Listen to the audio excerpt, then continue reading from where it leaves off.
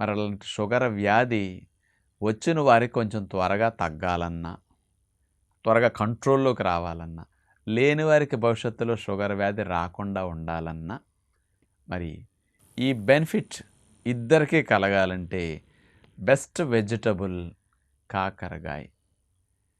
చాలామంది అంటారు చేదుగా ఉన్నవి తింటే షుగర్ తగ్గుతుందంట కదా అని. వాస్తవంగా కాకరకాయ చేదు కాబట్టే చాలామంది ఇతర కూరగాయలు వండుకున్నట్టు వారానికి ఒకసారి కూడా వండుకోరు. ఇదేదో నెలకొకసారో అకేషన్స్గా వండుకుంటారు. కొంతమంది అసలు కాకరకాయకి దరిదాపులకి రారు. కానీ కాకరకాయలో ఉండే ఔషధ గుణాలు షుగర్ వ్యాధి ఉన్నవారికి తగ్గించటానికి, లేని వారికి త్వరగా రాకుండా చేయటానికి అద్భుతంగా పనిచేస్తుందని సైంటిఫిక్గా ప్రూవ్ అయ్యి ఉందన్నమాట.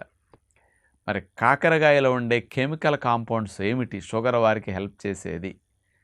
చారంటీ అనే ఒక కెమికల్ స్పెషల్గా